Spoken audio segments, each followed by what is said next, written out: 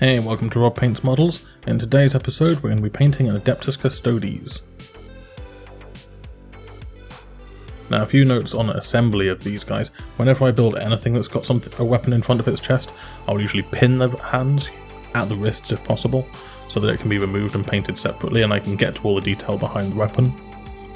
I also take the shoulder pads and put them on cocktail sticks with a little bit of post attack, and I drill a hole into the bottom of the head and put that on a little cocktail stick as well. It just makes it a bit easier to paint everything. Now I'm going to start by painting everything over primer black with VMA Burnt Umber. This is just to form a base coat. Essentially it's filling in the gaps. If I miss anything with the gold spray later, this will fill in the air with something that's a little bit warmer than black. I'm now going to take a mixture of metal coloured gold and VGC red ink, and this is a ratio of 3 parts gold to 1 part ink, and that's just to make the gold a little bit warmer because this gold is quite a cool tone, got quite a lot of green tones in it for some reason, and I just wanted to warm that up for these guys. And we're just going to spray the entire model, everything's going to be gold with this. You could also use Liberator Gold from Games Workshop if you wanted, it's a very similar tone. Now for doing the Guardian Spear, you can do some of the gold parts at the same time as the rest of it. Just take some post attack, mask off the areas you want to not get paint on, and cover them that way. Once you've painted the gold, you want to gloss coat everything. Now I'm using Pledge multi-surface wax. I don't even know if you can get this anymore, but any gloss varnish will do. Absolutely anything. You want to wait completely for it to dry so that it's nice and smooth to the touch. We're now going to take Agrax Earthshade Gloss, and we're going to wash this over all of the gold parts. Now you can see here the surface tension is just broken immediately, and that's because of the gloss in the wash and the gloss that's already on the model. Essentially we're putting a very low surface tension liquid over glass at this point. So you can see it's just running straight into all of the crevices, and you want to be very careful this doesn't pool too much in areas, because we're not going to be doing a lot of tidying up after this. So just make sure it doesn't pool too much, mostly around the ankles it seems to be pretty bad for pooling.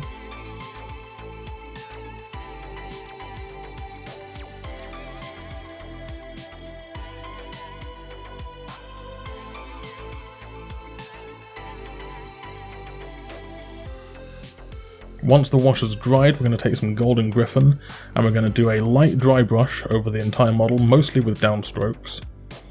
And this is just going to give us a little bit of a highlight, a little bit of sheen. It's mostly a paler gold tone than the one we've sprayed the model with, and this will just pick out some of the raised surfaces, just give us a little bit more tonal variation in that gold.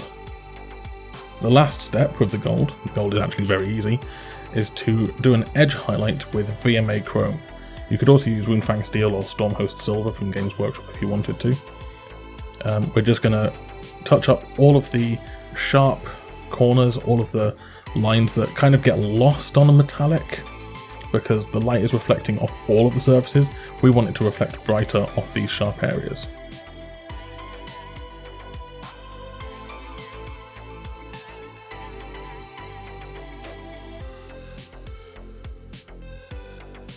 Now I'm going to go and I'm going to paint all of the kind of steel worky bits with VMA Gun Grey. This is roughly equivalent to Lead Belcher, it's a little bit lighter. It's mostly just that little pipe underneath his chest and the 2 vents on the back of his armour.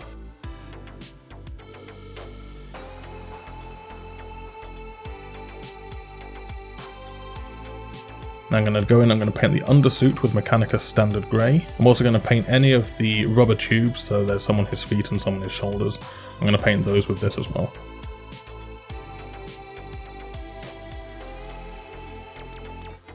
It might take 2 coats to cover because it's actually quite slightly hard to paint over a gloss surface. Once that's dry, we're going to wash all of the Gun Grey areas and the Mechanicus Standard Grey areas with Nuln Oil. This is regular, non-gloss Nuln Oil.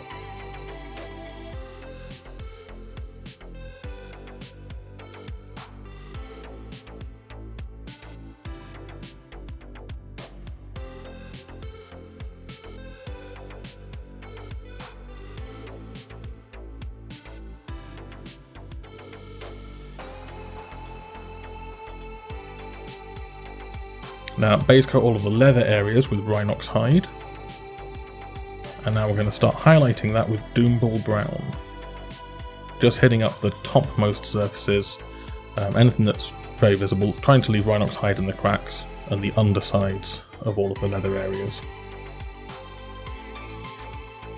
Now we're going to do a quick edge highlight with Ushabti bone on all of these leather areas.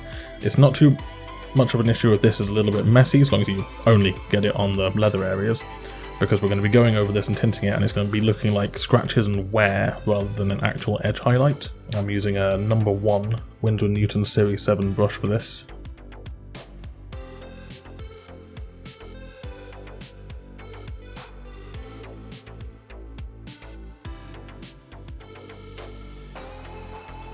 Now I'm going to take some VMA Burnt Umber and I'm going to paint that over all of the leather areas we've just done. As you can see, it tints the edge highlight that we've just done, and it makes it look like there's kind of a layer of wax over the damaged areas, as if the guy's been polishing it.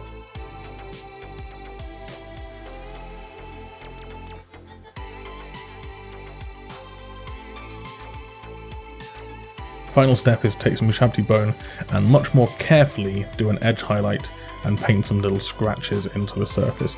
Not too many, we don't want it to look too weathered because these are quite small areas, and if you try and cram too much detail into them, it will look a bit weird and noisy. And I'm going to take Aggro Third Shade, wash that over the leather areas. This is mostly to give it a darker recess shade. Try not to get any on the gold, but if you do, just use your finger to wipe it off. Now we're going to be painting the shoulder pads, and all we have to do here is paint the red areas inside the shoulder pads.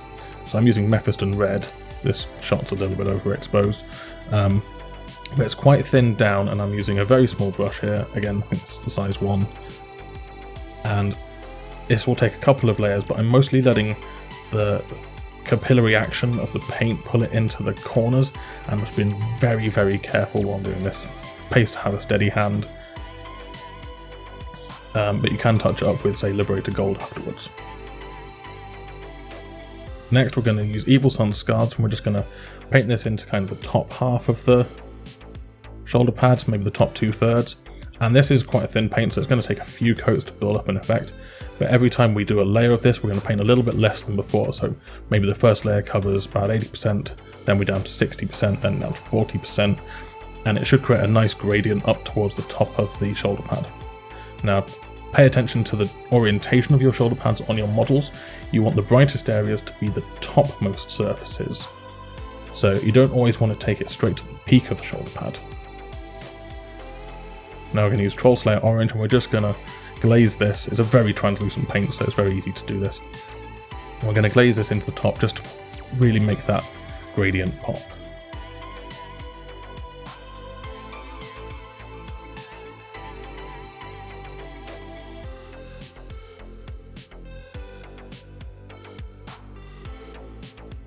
Now we're going to do the plume of the helmet. Again, I've base coated this with MEPHISTON red, just with a brush here. I'm going to take Evil Sunz Scarlet, and like the shoulder pads, I'm going to be painting this onto the topmost surfaces of the plume. Now this is usually the areas where it curves, not so much the vertical areas, because they're not going to be catching as much light as the horizontal areas, but just try and create a gradient. Again, using multiple layers, multiple thin layers, to build up that gradient to the topmost area. It goes on a lot brighter than when it dries, so always let it dry between each layer before trying to judge if you need to do another one.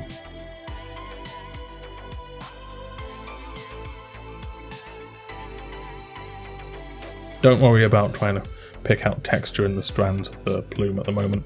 We're going to do that at the end with a dry brush. This is just to create highlights and colour and create a nice gradient.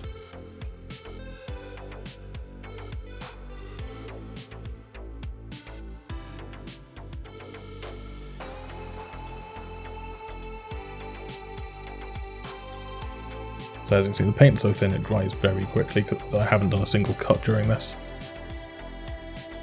It's just sped up a little bit. And about three layers of the Evil Sunz Scarlet. And we're at a nice point with that gradient.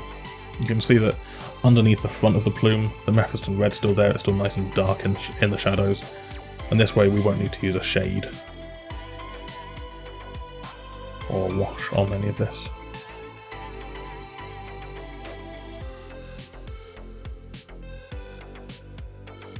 And we're going to hit Troll Slayer Orange, and again we're just going to hit the brightest points of the plume with this. Again, it takes a few layers to build up into a nice colour that you can actually visually detect away from the red. But it's a bit nicer than painting it progressively more pink because it keeps the colour saturated. As you can see, this is yet another paint that goes on very bright but actually dries a lot darker and a lot more translucent.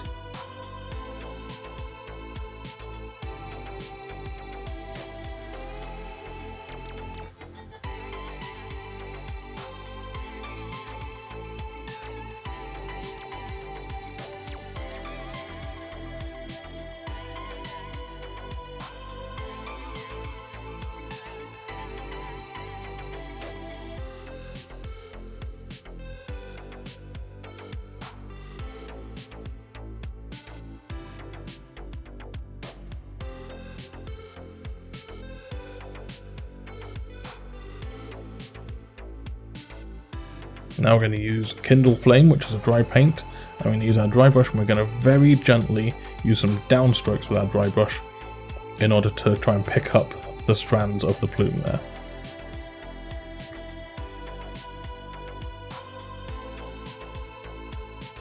We don't want to try and pick up all of them, we don't want to go on the underneath and try and pick them up there, for example. We just want to pick up the most prominent strands.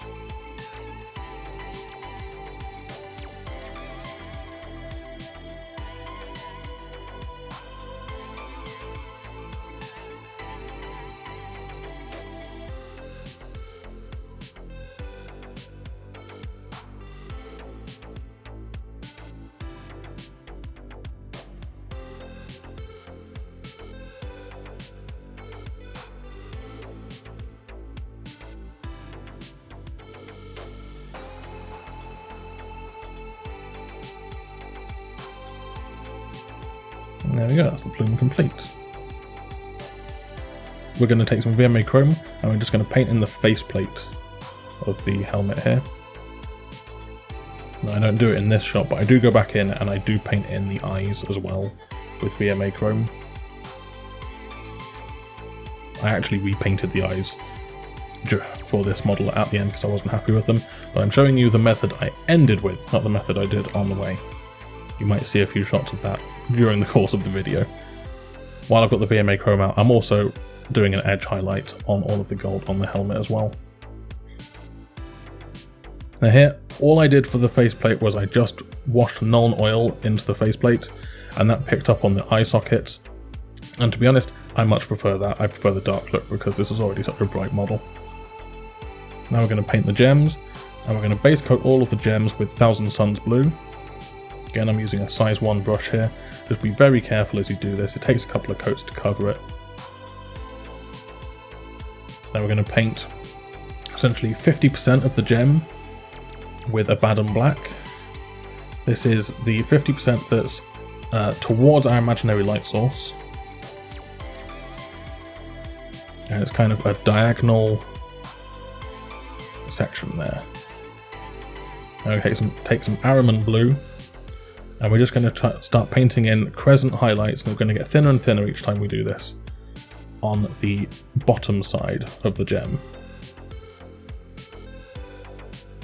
And we're going to start mixing in Pallid Witch Flesh with that AHRIMAN blue. I think I only do this twice, so it's about 50-50 mix here, and then it's about a 4-to-1 mix of Pallid Witch Flesh to AHRIMAN blue for the next stage.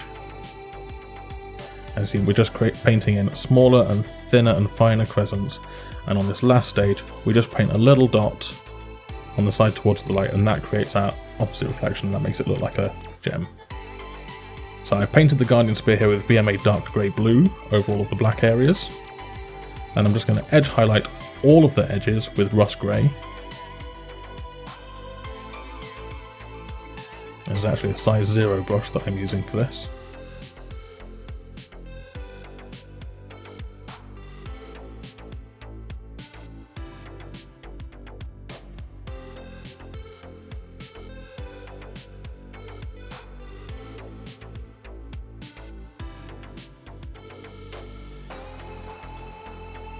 Now I'm going to go over the topmost edges with Fenrisian Grey. I'm also going to hit up any of the corners on the underside areas with this as well.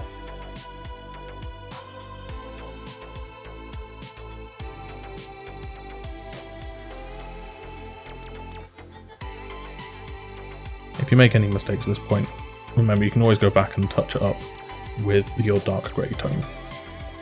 Now I'm just going to take some ULTHUAN Grey and I'm just going to touch up the corners of each of those highlights that I've done, just to give them a little bit of a sparkle.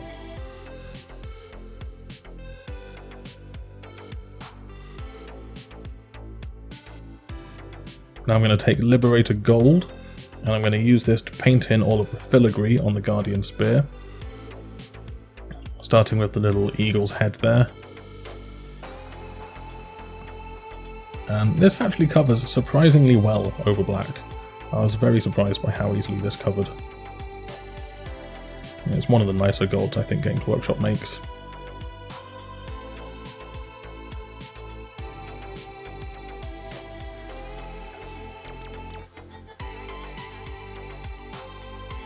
Now the trick with the filigree is to only use the side of your brush, and very, very gently, this takes some practice, just kind of touch the side of your brush against the filigree so that none of your brush goes over and touches the black areas.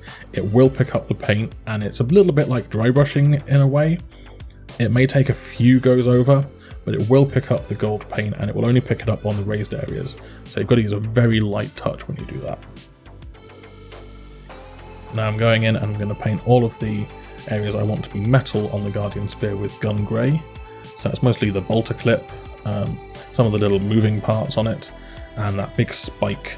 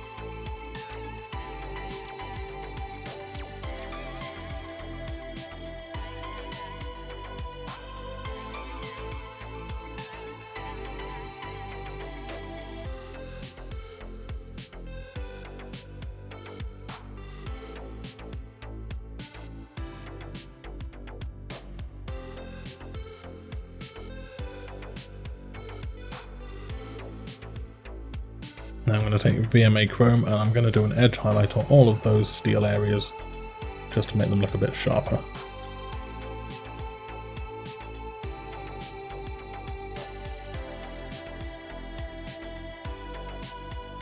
I'm also going to highlight the gold at the same time. If you need a little bit more definition in your gold, you can use Rhinox hide to paint in the shadows. I mostly only found that necessary on the kind of wing motif on the blade there.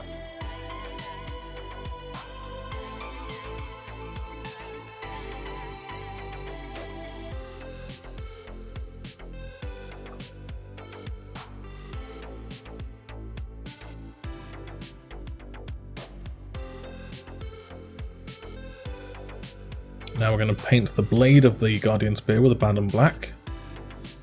Get a nice solid coat of that going.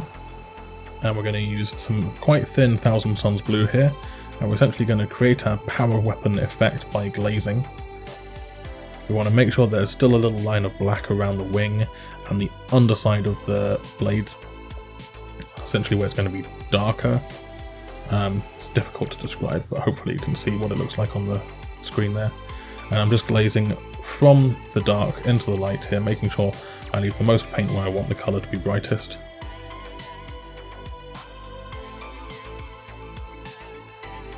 Just letting each layer dry before I apply a new one.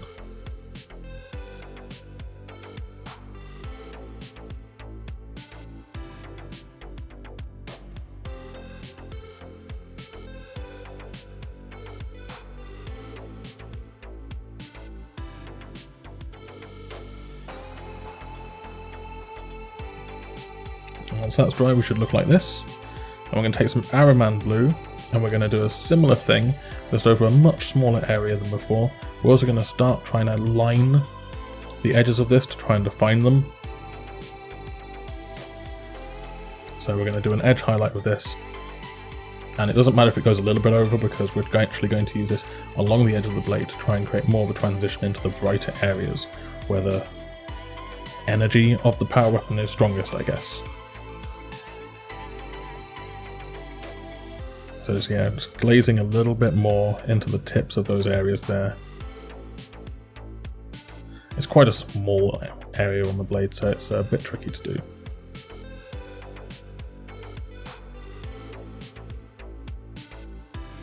Now I'm going to take some ULTHUAN grey, and this is about a 50-50 mix of ULTHUAN grey and AHRIMAN blue here. And I'm just going to, again, do a similar thing to before, but on a smaller area. Starting with an edge highlight, and then just painting a little bit in as I feel it needs it. But mostly just going for an edge highlight here.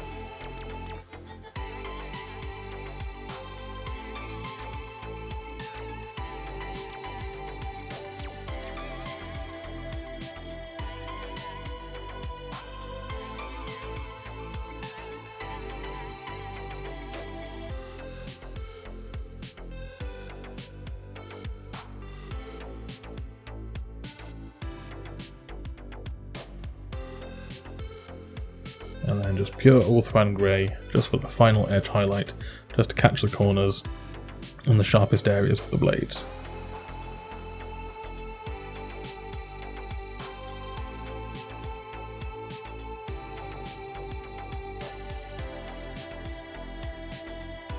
And that's the Guardian Spear.